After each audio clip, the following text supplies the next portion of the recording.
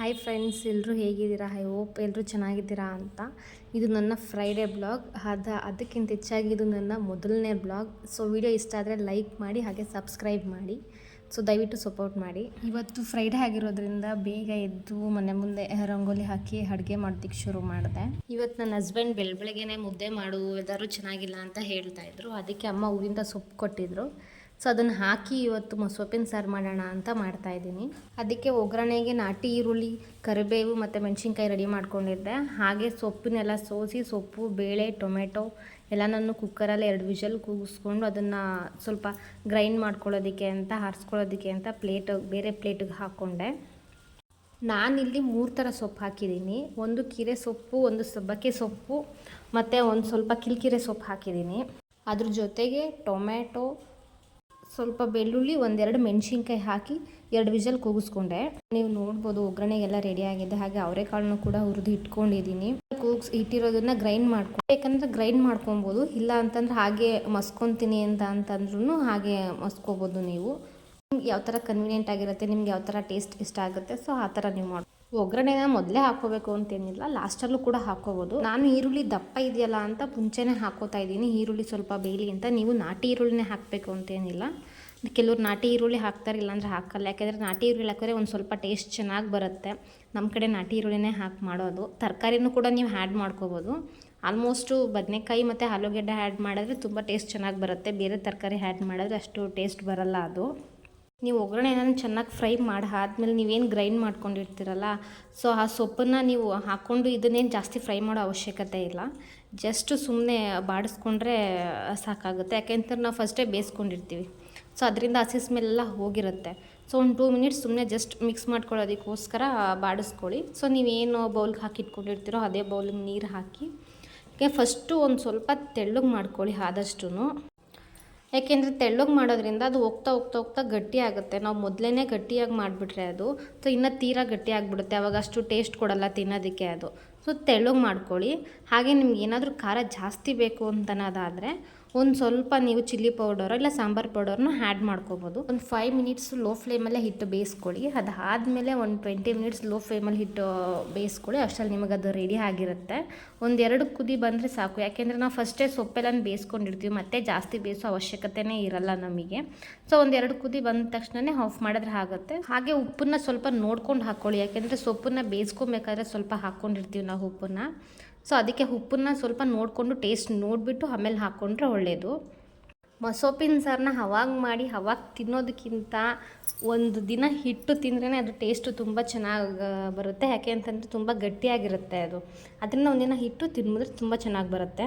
ನಾನಿಲ್ಲಿ ಮುದ್ದೆ ಮಾಡಿದ್ದೆ ಸೊಪ್ಪಿನ ಸಾರಿಗೆ. ಯಾಕೆಂದರೆ ರೈಸ್ಗೆ ಅಷ್ಟು ಚೆನ್ನಾಗಿರಲ್ಲ, ಅದು ಟೇಸ್ಟ್ ಕೊಡಲ್ಲ. ಅದರಿಂದ ಮುದ್ದೆ ಮಾಡಿದ್ದೆ. ಮುದ್ದೆಗೆ ಸ್ವಲ್ಪ ತುಪ್ಪ ಹಾಕಿ ಸೊಪ್ಪಿನ ಸಾರು ತಿಂದರೆ ಅದಂತೂ ನಮ್ಮ ಮಂಡ್ಯ ಸ್ಟೈಲಲ್ಲಿ ತಿಂದ್ರಂತೂ ಸಿಕ್ಕಾಪಟ್ಟೆ ಟೇಸ್ಟಿಯಾಗಿರುತ್ತೆ. ನಿಮ್ಮ ಮನೇಲಿ ಟ್ರೈ ಮಾಡಿ ನೋಡಿ ಒಂದು ಸಲ. ತರಕಾರಿ ಇದ್ರಂತೂ ಇನ್ನೂ ಟೇಸ್ಟ್ ಬರುತ್ತೆ. ನನ್ನ ತರಕಾರಿ ಇರಲಿಲ್ಲ, ಅದರಿಂದ ಬರೀ ಅವರೆಕಾಳನ್ನೇ ಹಾಕಿ ಮಾಡಿದ್ದೆ ನಾನು. ಅದರಲ್ಲೂ ಮುದ್ದೆ ಜೊತೆಗಂತೂ ಒಳ್ಳೆ ಟೇಸ್ಟ್ ಕೊಡುತ್ತೆ ಅದು. ಒಂದು ಸಲ ನೀವು ಟ್ರೈ ಮಾಡಿ. ಆದರೆ ಬರೀ ಸಬ್ಬಕ್ಕಿ ಸೊಪ್ಪು, ಕೀರೆ ಸೊಪ್ಪು ಹಾಕಿ ಮಾಡಿದ್ರೆ ಅಷ್ಟು ಚೆನ್ನಾಗಿರಲ್ಲ ಅದು. ಏನಿದ್ರೂ ಗಣಕೆ ಸೊಪ್ಪು ಮತ್ತು ಊರ ಕಡೆ ಬೆರ್ಸೊಪ್ಪು ಅಂತ ಸಿಗುತ್ತೆ. ಅಂದರೆ ಹೊಲದಲ್ಲಿ ತುಂಬ ಥರದ ಸೊಪ್ಪು ಇರ್ತದೆ, ಅದನ್ನೆಲ್ಲ ತೊಗೊಬಂದು ಹಾಕ್ತಾರದು. ಸೊಪ್ಪಿನ ಸೊಪ್ಪು ಅಂತಲೂ ಬರುತ್ತೆ. ಸೊ ಅದನ್ನು ಹಾಕಿ ಮಾಡಿದ್ರಂತೂ ಇನ್ನೂ ಸಖತ್ತಾಗಿ ಟೇಸ್ಟ್ ಕೊಡುತ್ತದು. ನಮಗಂತೂ ಬೆಳಿಗ್ಗೆ ಎದ್ದು ನಾಷ್ಟ ಮಾಡೋದಕ್ಕಿಂತ ಅನ್ನ ಸಾಂಬಾರು ಮುದ್ದೆ ಮಾಡ್ಕೊಂಡು ತಿಂದ್ರೇ ಏನೋ ಒಂಥರ ಅವತ್ತಿನ ದಿನ ಕಂಪ್ಲೀಟ್ ಅಂತ ಅನಿಸುತ್ತೆ. ಮತ್ತು ನಮ್ಗಷ್ಟು ಹಶ್ವೂ ಆಗಲ್ಲ, ಮತ್ತು ಸುಸ್ತು ಕೂಡ ಆಗಲ್ಲ. ದಿನ ಆಫೀಸ್ಗೆ ಹೋಗ್ಬೇಕಾದ್ರೆ ಬೆಳಿಗ್ಗೆ ಟಿಫನ್ ಮಾಡ್ಕೊಂಡು ಹೋಗ್ತೀವಿ. 12 ಗಂಟೆ 12:30 ಆಗಿರೋದಿಲ್ಲ. ಆಫೀಸಲ್ಲಿ ಆಲ್ರೆಡಿ ಹೊಟ್ಟೆ ಹಶ್ವಾಗ್ತಾ ಇರುತ್ತೆ ನಮಗೆ.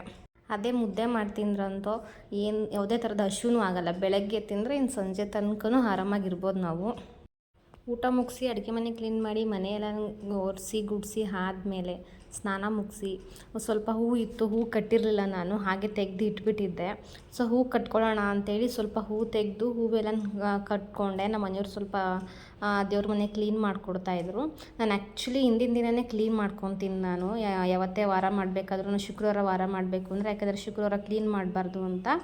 ಸೊ ನಾವು ಇರಲಿಲ್ಲ, ಸ್ವಲ್ಪ ಬ್ಯುಸಿ ಇರೋದ್ರಿಂದ ನನ್ನ ಹಸ್ಬೆಂಡೇ ದೇವ್ರ ಮನೆ ಕ್ಲೀನ್ ಮಾಡ್ತಾಯಿದ್ರು. ನಾನು ಹೂವೆಲ್ಲ ಕಟ್ಕೊತಾ ಇದ್ದೆ. ನಾನು ಎಷ್ಟೇ ಬ್ಯುಸಿ ಇದ್ರೂ ಆಲ್ಮೋಸ್ಟ್ ಟೈಮು ನಾನು ಬಿಡುವ ತೊಗೊಬಂದು ಮನೆಯಲ್ಲಿ ನಾನೇ ಕಟ್ಟಿ ಹಾಕಿದ್ರೆ ನನಗೇನೋ ಒಂಥರ ಸಮಾಧಾನ, ಒಂಥರ ಪಾಸಿಟಿವ್ ಫೀಲ್ ಕೊಡುತ್ತೆ ನನಗೆ ಅದು. ನನಗೆ ಆಫೀಸ್ ಇದ್ದಾಗ್ಲೂ ಅಷ್ಟೇ, ನಾನು ನೈಟೆಲ್ಲ ಕುತ್ಕೊಂಡು ಕಟ್ತಿದ್ದೆ. ನನ್ನ ಹಸ್ಬೆಂಡ್ ಬೈಯೋರು, ಅಷ್ಟು ಕಟ್ಟೋ ಅವಶ್ಯಕತೆ ಏನಿದೆ, ತೊಗೊಬಂದು ಹಾಕಿದ್ರೆ ಆಗುತ್ತಲ್ಲ ಅಂಗಡಿಯಿಂದ ಅಂತ. ಆದ್ರೂ ಅದು ಅಭ್ಯಾಸ ಆಗೋಗಿದೆ ನನಗೆ. ಯಾವಾಗ್ಲೂ ಅದು ತೊಗೊಂಡು ತೊಗೊಂಡು ಅದನ್ನು ಕಟ್ಟಿ ಅದನ್ನು ಕಟ್ಟಬೇಕಾದ್ರೆ ದೇವ್ರ ನಾಮ ಹೇಳ್ಕೊಂಡು ಕಟ್ತೀವಲ್ಲ, ಅದು ಒಂಥರ ಖುಷಿ ಆಗುತ್ತೆ.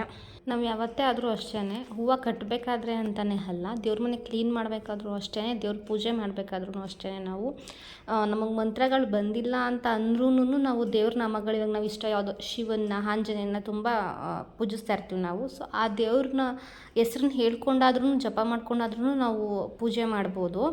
ಯಾಕೆ ಅಂತಂತಂದರೆ ಸುಮ್ಮನೆ ದೀಪ ಹಚ್ಚಿ, ಗನ್ಕಡ್ಡಿ ಹಚ್ಚಿ, ಕರ್ಪೂರ ಬೆಳಗೋದಲ್ಲ. ಯಾಕೆ ಅಂತಂದರೆ ನಾವು ದೇವ್ರ ಹತ್ರ ಬೇಡ್ಕೊಳ್ಳೋದೇ ಶಾಂತಿಗೋಸ್ಕರ. ಸೊ ದೇವ್ರ ನಾಮ ಹೇಳ್ಕೊಂಡು ಮಾಡೋದ್ರಿಂದ ಇನ್ನೂ ನಮ್ಮಲ್ಲಿ ಪಾಸಿಟಿವ್ ಎನರ್ಜಿ ಬರುತ್ತೆ. ಹಾಗೆ ನಮ್ಮ ಮನಸ್ಸಲ್ಲಿ ಏನೇ ಕೆಟ್ಟದಿದ್ರೂ ಅದು ಹೋಗುತ್ತೆ. ಪಾಸಿಟಿವ್ ಆಗಿ ಥಿಂಕ್ ಮಾಡ್ತೀವಿ, ನೆಗೆಟಿವ್ ಆಗಿ ಥಿಂಕ್ ಮಾಡೋದನ್ನು ಬಿಡ್ತೀವಿ ಆ ಟೈಮಲ್ಲಿ ನಾವು. ನನ್ನ ಹಸ್ಬೆಂಡ್ ಎಲ್ಲ ದೇವ್ರ ಮನೆಯೆಲ್ಲ ರೆಡಿ ಮಾಡಿದರು. ಆಮೇಲೆ ನಾನು ಹೂವೆಲ್ಲ ಕಟ್ಟಾದಮೇಲೆ ದೇವ್ರ ಫೋಟೋ ತೊಗೊಂಡು, ದೇವ್ರ ಫೋಟೋ ಎಲ್ಲ ರೆಡಿ ಮಾಡಿ, ಮತ್ತು ಕಳಶ ಎಲ್ಲ ರೆಡಿ ಮಾಡಿ ಪೂಜೆನೂ ಮುಗಿಸಾಯಿತು.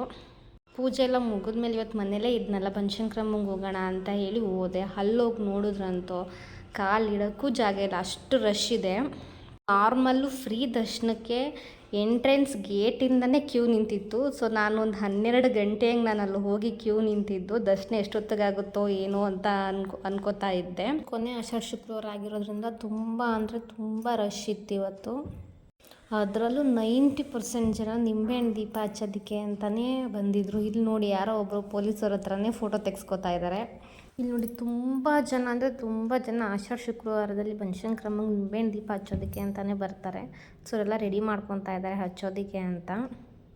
ಎಷ್ಟು ರಶ್ ಇತ್ತು ಅಂದರೆ, ನಾವು ಮೇನ್ ಡೋರ್ ಹತ್ರ ಹೋದಾಗ್ಲೇ ಆಲ್ರೆಡಿ 1 ಗಂಟೆ 1:15 ಆಗಿತ್ತು. ಅಷ್ಟು ರಶ್ ಇತ್ತು ಇವತ್ತು.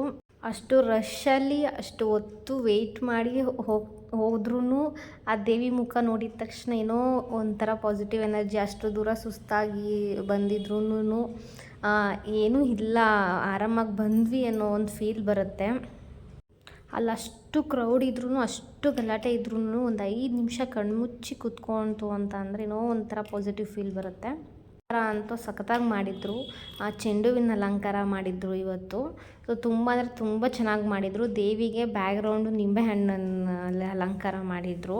ಸೊ ಫೋಟೋ ಎಲ್ಲ ಕ್ಲಿಯರಾಗಿ ತೆಗಿಯೋದಕ್ಕಾಗಲಿಲ್ಲ. ಸೊ ಇನ್ಸ್ಟಾಗ್ರಾಮಿಂದ ಡೌನ್ಲೋಡ್ ಮಾಡಿ ಇಟ್ಟಿದ್ದೀನಿ, ಅದನ್ನು ಹಾಕ್ತೀನಿ, ನೋಡ್ಕೊಳ್ಳಿ. ಅಷ್ಟು ದೂರದಿಂದ ನಿಂತ್ಕೊಂಡು ನಡ್ಕೊಂಡು ಬಂದಿರ್ತಾರೆ ಪಾಪ ಅವರು. ಅಟ್ಲೀಸ್ಟ್ ಒಂದು 5 ನಿಮಿಷ ದರ್ಶನ ಮಾಡ್ಕೊಳ್ಳಿ ಅಂತಲೂ ಅನ್ನಲ್ಲ, ಕಳಿಸ್ತಾನೇ ಇರ್ತಾರೆ ಹೋಗಿ ಹೋಗಿ ಹೋಗಿ ಅಂತ. ಇದೆಲ್ಲ 50 ರೂಪೀಸ್ ಲೈನ್ ನೋಡಿ ಎಲ್ಲಿಂದ ನಿಂತಿದ್ದಾರೆ ಅವರು ಅಂತ. ಸೊ ಶಾಕಂಬರಿ ದೇವಿ ಹತ್ರ ಹೋದ್ವಿ.